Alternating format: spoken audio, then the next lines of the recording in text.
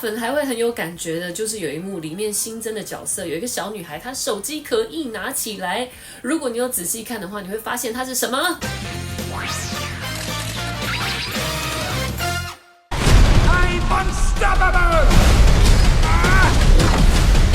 小小兵又来喽！这个是神偷奶爸4的特映会的票券，很特别吧？还可以当扇子，真方便。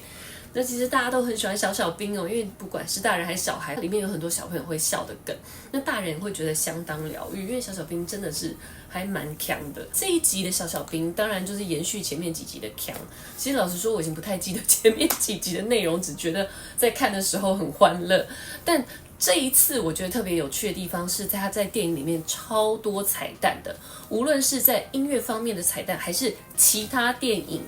就是从以前到现在，好多经典老片都被包藏在这部电影里面。如果你是电影的影迷，你就是很喜欢看电影的话，在看这一集《神偷奶爸4》的时候，你会非常有感觉。我女儿跟我一起去看的，我记得你那时候一开始就听到了 Blackpink 的歌，来是什么歌？Blackpink 的歌，我相信很多 K-pop 粉真的是耳熟能详。它的前奏一出来，瞬间全场嗨翻。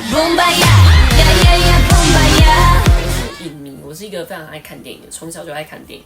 我看到好多地方超有感觉，例如有一幕格鲁的老婆，她在超级市场里面 shopping 的时候，背景音乐就听到噔噔噔噔噔，然后我们还可以看到，就是其中有一个角色，大家看电影就知道我在说什么。他基本上跑步的时候是这样子跑。而且整个人还被奶油蛋糕，还有就是被一些东西扎成白色的，那个画面就是什么呢？《魔鬼终结者2》，这真的是影史上经典的一部《Terminator 2》里面的水银人，只要他在追阿诺的时候就是这个样子，噔噔噔噔噔，他只差后面没有继续响起噔噔噔噔噔噔的这个音乐。K-pop 粉还会很有感觉的，就是有一幕里面新增的角色有一个小女孩，她手机壳一拿起来，如果你有仔细看的话，你会发现它是什么？BTS 的logo 吗？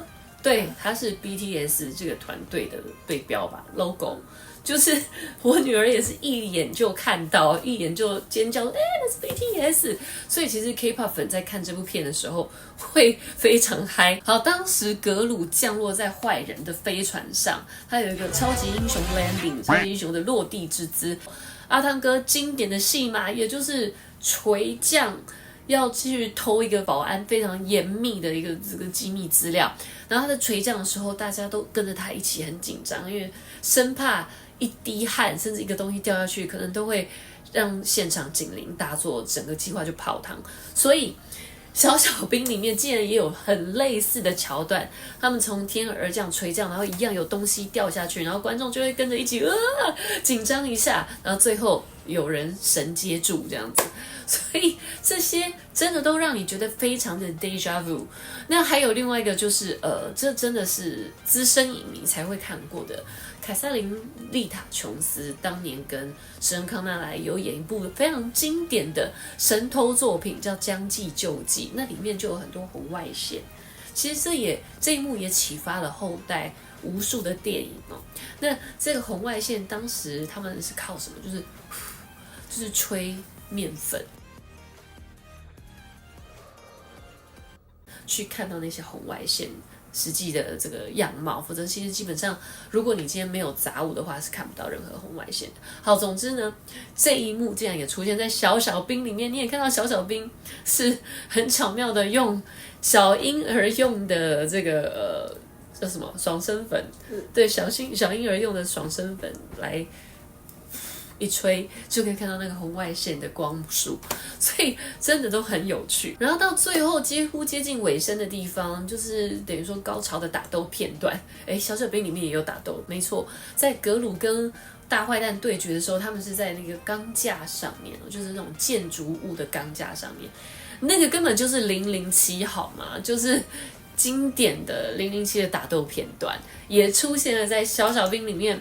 然后最后还有一个非常令人觉得温馨的大 ending， 也就是前3集，因为我们这次已经来到神偷奶爸第4集了。前3集所有的反派，因为都已经被抓去关了嘛，但是最后我们可以看到这些反派一起出来大合唱，俨然变成另类歌舞片，但是气氛非常非常的温馨，可以让喜欢小小兵的观众重温1到4集。也就是说，你就算不记得前面几集在演什么，但是你看到这些反派出来的时候，就会我看过这些人，我看过这些人，所以我真的觉得，这集的小小兵让我非常的惊喜。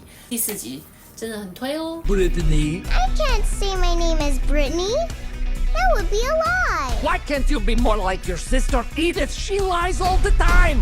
No, I don't. See? She's lying right now. 别忘了订阅我们的频道，打开小铃铛就不会错过任何精彩内容，随时上架。我们下回再见。